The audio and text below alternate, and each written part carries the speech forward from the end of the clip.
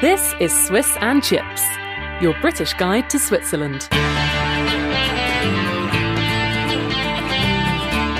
Hello and welcome to Swiss and Chips. I'm Jo. And I'm Simon. And today we're talking about... Schweizerdeutsch. Yeah, kind of.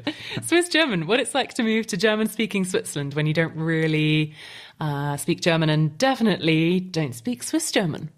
Well, and don't understand. And don't understand, yeah. That's More to the point. Yeah. Yeah, I think it's quite a common question, and it's also kind of like a fear from some users that before they move to Switzerland, they don't really know what to expect. So it's maybe interesting to hear from your perspective, you that you moved here, how it was and your experiences and so on. And yeah, what problems you had or what you would recommend or what you would do if you could start over again. Yeah, so I thought I might start off by talking about my experience, what it was like when I moved here, basically. Yeah. And I could speak kind of medium to basic German, I would say. Yeah. When I moved so here. you spoke already German, or you just could understand quite well? Yeah, I mean, when we bit. say speak, we're talking about understanding and being able to talk. Yeah. Generally speaking in English. Yeah. But Swiss German, I'd never heard in my life and didn't really know what to expect. Yes. So I think that's quite a similar situation for most people. Exactly, yes. So I thought, well, you know what? Before I move, I'll try and swat up a bit on my German, and hopefully that should tide me over for a while. So what is exactly the difference between German and Swiss German then? Yeah, good question. Woof. Well, Swiss German is a dialect, basically, and there are lots of different versions of that dialect here in Switzerland. Yes. So it varies from place to place. The accent is different, the pronunciation of the words are different, and there are even some completely different words to German, plus the word order in sentences is also different. Sounds confusing, doesn't it? Exactly. Yeah. Well, I mean, we talked about this quite often already, but just maybe to summarize it again. I mean, there in Switzerland, you have three main big languages, spoken languages. It's Swiss German, it's French and Italian. And the French and Italian is more or less normal French and Italian. And the German part is Swiss German. And it's very different from the normal High German. And also High Germans, they don't really understand, or it's also for them not easy to understand Swiss German. But every Swiss German person understands High German and can at least speak a little bit with a Swiss accent. Although they might not be very used to speaking High German. It's kind of similar, but also not. So, yeah, exactly. That's roughly. And then also in the Swiss German parts, like you explained already, in every little commune, they have a different dialect. Yes, exactly. Yeah. So I think unless you're kind of really interested in Switzerland and you've maybe researched the language a lot, maybe listened to a podcast, for example, you have probably never heard Swiss German before, or you might have heard it but not realised what it was. Yes, maybe someone on a TV interview or something, and it was translated. I had literally never heard Swiss German before. Yes. I had no idea what to expect or how different it would be. Yeah, so what was your first...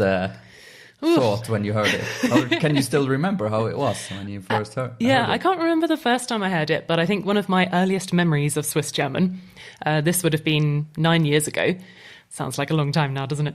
I remember listening to the radio because I thought that'll be a helpful thing to do to try and help me learn Swiss German. I put it on, it was some local radio station. I just thought, this is absolute gobbledygook. I have no idea what they're saying, like literally not a clue. Like not the foggiest. I thought there's actually no point me even listening to this because I can't distinguish a word. Yeah, I see, yeah. It was And you're sure they spoke Swiss German and not High German? Yeah, because I remember it was one of the kind of famous local stations. And I thought, I'll listen to that. Yeah. That was quite scary, I think. Yeah, so great first impression. Yeah, wonderful. You have some other things you can remember. I mean, I guess the kind of first interactions you'd have with Swiss German speakers is probably at the supermarket or in a shop, for example. That's where people are talking to you, even if you don't know them. Yes. And they'd say hello. You know, it took me quite a long time to actually work out what they were saying for hello, because they would normally say hello combined with something else. You know, they're saying like grüezi in Zurich. Or like, hello, how are you? Like, hallo, wie geht's? Exactly, something like that, some kind of full sentence. And I was hearing this kind of word with a G and a Z in it. And I spent quite a long time Googling that because you don't know how to spell it. I didn't know exactly what it was. And then I finally found it online. I was like, aha, this is what that is. Yeah, grüezi is what they say in Zurich Yes, exactly. and region.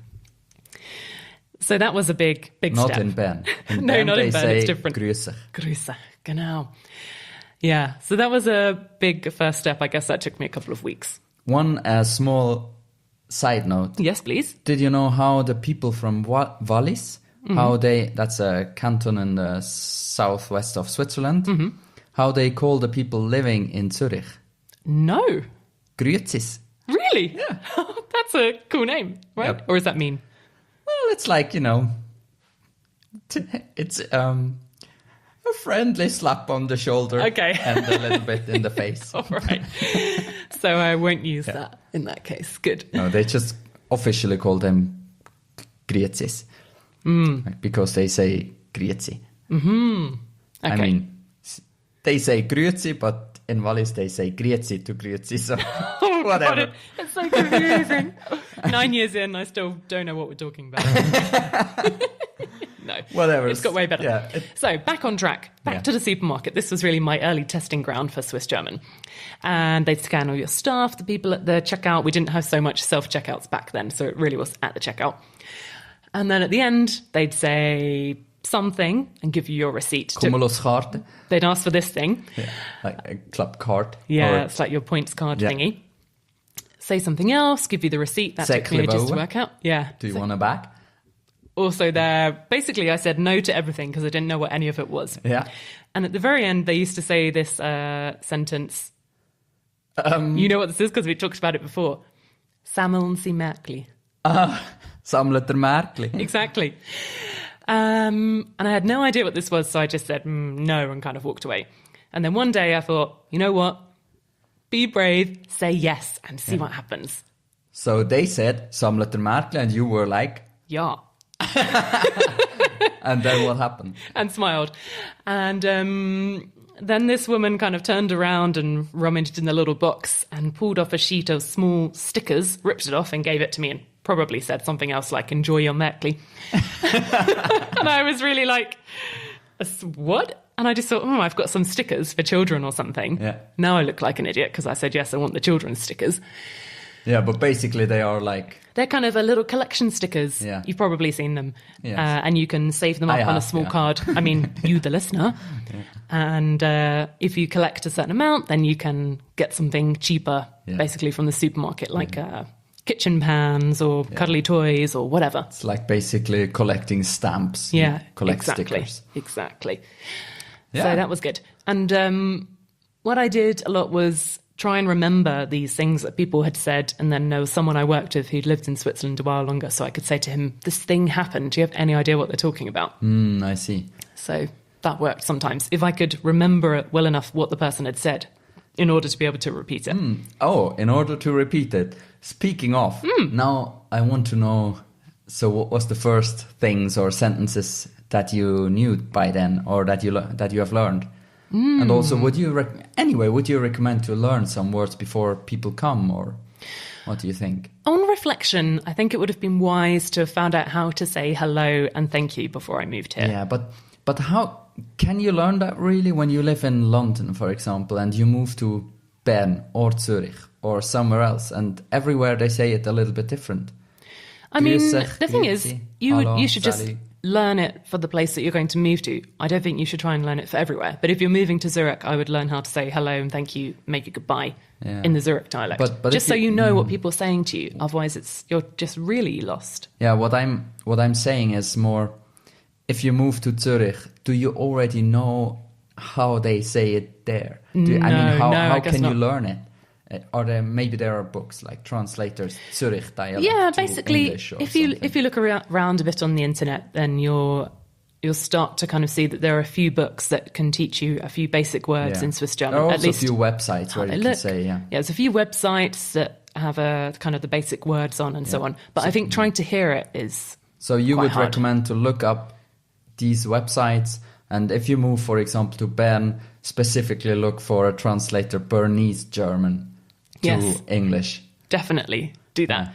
And even if you don't know how to pronounce it or don't know exactly what it will sound like, at least if you know what the letters are in the word, by the time that you hear someone say it a few times, then you can kind of connect the dots. Yeah, it's true. And also, I think the most important words are maybe like 10 or 20. It's not so many that you have to learn and to try to remember kind of what they could sound like. Like hello, bye, thanks. Yeah, I think it, basically. That's really the starting place, I think. Yeah. So you would go back and try to learn that before you come. Yeah, Is definitely. there any other recommendation? What would you have done differently? I mean, I think it's a good idea to try and learn as much High German as you can before you come here. Yeah. I mean, when I say as much as you can, that's what I mean. Don't go crazy trying to, learn German fluently before you move here, because, there's only so much you can do. But I think if you try and listen to a few podcasts or basic learning German apps or reading something simple in German, I think that's a good head start before you get here. Because as you said at the beginning of the show, Swiss Germans can all understand High German, so at least you'll be able to communicate. I mean, most people can speak English, let's face it, but not everyone. Not most, but many, yeah. Yeah, it depends where you move to, I think. Where you work, where you move to. Yeah, all of these things. But I think it's a big confidence boost if you can say a couple of words, hello and goodbye, in Swiss German for the place where you live, and maybe a couple of sentences in High German is super nice. I think if you understand quite good High German, then there is also the chance that you understand quite good some Swiss German, because some words are a little bit similar, so you can somehow make up what the topic is about, what people are talking. You know what I mean? Yeah, if you can pick out a few keywords, then you won't be totally lost in a conversation. Yeah. And if you know how to ask for things, I think that would be really helpful. A lot of my problems it's always come back to the supermarkets, because that's where I met most Swiss German speakers at first. I was trying to ask for something I couldn't find, and I didn't really know what it's called. So then if you don't know how to ask for something and you don't know how to vaguely describe something, you've basically got no chance of getting it if you can't find it. That was quite frustrating. It's a very big topic, I think. And also I want to know, how far did you come and so on. And you also are now in a Swiss German course, taking Swiss German lessons. Yes, and, indeed. I think that's all worth talking about, but maybe in a whole other show. I think that we covered the most important topics, how it is to move to Switzerland without speaking any Swiss German. And I think, what would you say if someone tells you something like, I want to move to Swiss German, but I don't speak any Swiss German, so I'm not sure if I should come, or do I have to fear things, or what would you say maybe as last words or first words for that person? Yeah. I would basically say, don't let that hold you back. You will never learn Swiss German very easily unless you move to Switzerland. So for a second, I thought you stopped the sentence there. You will never learn Swiss German. No, I haven't given up hope on that yet. But it's going to be hard to learn Swiss German unless you move here. I'm sure probably you're not moving here because you want to learn Swiss German, but you might be. So if you move here, you'll have a much better chance of learning the language than if you didn't move here. Yes. Put it like that. And no one who lives here expects you to be able to speak Swiss German. So just a little bit of effort goes a long way, I think.